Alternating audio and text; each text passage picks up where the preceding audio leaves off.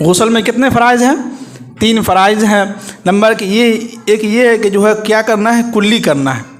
اگر آپ روزے سے ہیں تو غرغرہ آپ کو نہیں کرنا، صرف کلی کر کے جو ہے فارغ ہو جانا ہے۔ پھر اس کے بعد دوسرے نمبر پر کیا ہے؟ ناک کی صفائی کرنا ہے، ناک کی جو نرم ہڈی ہے وہاں تک پانی پہنچانا ہے۔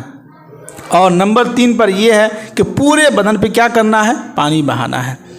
جی ایک چیز یاد رکھیے کہ بہت سارے لوگوں کو دیکھتے ہیں ہم جب گزرتے رہتے ہیں تو یہاں پہ 1-2 نل لگا ہوا سرکاری والا، اس میں دیکھتے ہیں لوگ گئے بیٹھ گئے نہا کے چلے آئے، نہ کلی کیے نہ ناک صاف کیے، اور جو ہے خوب جو ہے بدن کو گھس رہے ہیں۔ تو گھسنے سے 10 مرتبہ صابن لگانے سے آپ پاک صاف نہیں ہوں گے جب تک یہ 3 فرائض آپ ادا نہیں کریں گے۔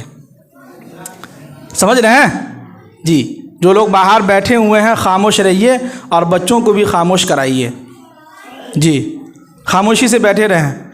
آگے دیکھیے بیچ والا صف خالی ہے اور آپ لوگ دھوپ میں بیٹھے ہوئے ہیں، یہ کیا ہے؟ بہت ناانصافی ہے بھائی۔ آگے آ جائیے، آپ لوگ نماز کے بعد دھوپ لے لیجیے گا، آگے آ جائیے، بہت مہربانی ہوگی آپ لوگوں کی، اللہ کے واسطے آگے آ جائیے، آ جائیے آگے۔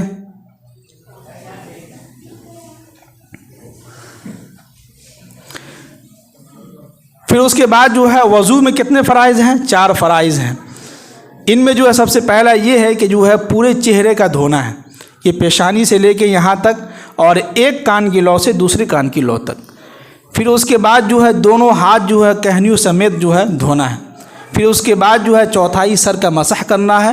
پھر اس کے بعد کیا ہے؟ دونوں پاؤں جو ہے ٹخنوں سمیت دھونا ہے، گھٹنا نہیں، ٹخنوں سمیت۔ جی جب ہم ان چیزوں سے فارغ ہو جائیں گے پھر ہمیں اسلام نے اجازت دیا ہے کہ اب آپ نماز کی ادائیگی کر سکتے ہیں، نماز کے لیے آ سکتے ہیں۔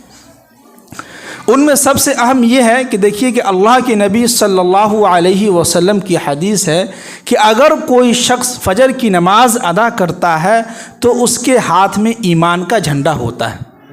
کیا ہوتا ہے؟ ایمان کا جھنڈا ہوتا ہے، اور وہ پورے دن جو ہے اللہ کی حفاظت میں آ جاتا ہے۔ کس کی حفاظت میں؟ اللہ کی حفاظت میں آ جاتا ہے۔ پورے دن جو اللہ تعالیٰ اس کا ساتھ دیتے رہتے ہیں، اس کے کام میں برکت ہوتا ہے، اس کے کاروبار میں برکت ہوتا ہے، اس کے مال میں جو ہے برکت ہوتا ہے، یعنی دن بھر جو ہے سمجھیے کہ اللہ تعالیٰ اس کی حفاظت کرتے رہتے ہیں۔ بتائیے، لیکن یہی فجر کی نماز کیا ہے؟ بہت بھاری لگتا ہے کہ نہیں؟ اذان ہو رہی ہے، مجھے امید ہے کہ اکثر لوگوں کو، سب لوگوں کو آنکھ کھل جاتی ہوگی۔ کیا خیال ہے؟ 7-8 بجے سب لوگ سو ہی جاتے ہوں گے، 8 بجے سب لوگ سو جاتے ہیں، ہمیں ایسا لگتا ہے کہ نہیں؟ تو 8 بجے اگر سوتے ہیں تو خود بخود جو ہے آٹومیٹک جو ہے 3-4 بجے آنکھ کھل جاتی ہوگی۔ اذان جو ہے، اذان کی آواز کان میں آ رہی ہے لیکن ہمت نہیں ہو رہی ہے کہ نہیں؟ بستر کے نیچے، بستر کے اوپر ہے کمبل جو اس کے اوپر سے رکھے ہوئے ہیں، گرم گرم ہے، اٹھنے کا دل نہیں کرتا ہے۔ تو یہ اس کو کیا کہتے ہیں؟ سست کاہل لوگ۔ کیا ہے؟ سست اور کاہل لوگ کہتے ہیں۔ اور سست آدمی، سست لوگ جو ہے، کاہل جو لوگ ہیں، وہ زندگی کے اندر کبھی بھی کامیاب نہیں ہو سکتا ہے، چاہے وہ کتنا ہی کاروبار کر لے، چاہے وہ کتنا ہی پیسہ خرچ کر لے، اگر وہ سست ہے، وہ فجر کی نماز میں اٹھتا نہیں ہے، جو کہتے ہیں کہ 8 بجے سو کے اٹھ رہا ہو، وہ کیا کامیابی حاصل کرے گا؟ پھر جو ہے وہ شکایت کرتے پھرتے رہتے ہیں کہ جو فلاں کے پاس جائیں گے تو تعویذ دے گا تو کام ہو جائے گا، یہ اس کے پاس جائیں گے تو کام ہو جائے گا۔ بھائی کچھ نہیں ہونے والا ہے، پہلے آپ فجر کی نماز ادا کیجئے، انشاءاللہ آپ کے کاروبار میں ترقی ہوگی۔ اللہ کے نبی نے کہا ہے۔ یہی وجہ ہے کہ منافقین پر جو سب سے بھاری نماز کیا ہے؟ فجر اور عشاء کی نماز ہے، بہت مشکل ہوتا ہے۔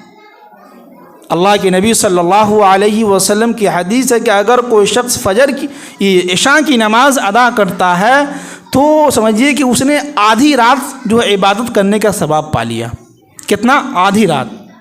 اب اگر وہ فجر کی نماز ادا کرتا ہے جماعت کے ساتھ تو وہ شخص سمجھیے کہ جو ہے پوری رات جو ہے عبادت کرنے کا ثواب پا لیا۔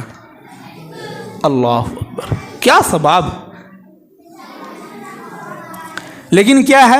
ہمت نہیں ہو رہی ہے فجر کی نماز میں، دل کرتا ہے کہ سوئے رہیں، کیا ابھی ٹائم ہے، جیسے کہ آج جو ہمارے مؤذن صاحب اذان دیے، اذان دینے کے بعد جگائے، ہم نے سوچا کہ ابھی پون گھنٹہ ہے، تو پون گھنٹہ کے چکر میں ہم سو گئے۔ معلوم چلا کہ جو ہے عشاء کا فجر کا وقت بھی ہو گیا تھا، پھر جا کے جگائے ہیں تو جلدی جلدی وضو کیے ہیں پھر آئے۔ تو اس وقت بہت میٹھی نیند آتی ہے، اس وقت شیطان جو ہے تھپتھپاتا ہے، سو جاؤ سو جاؤ سو جاؤ، ابھی ٹائم ہے آدھا گھنٹہ، ہے کہ نہیں؟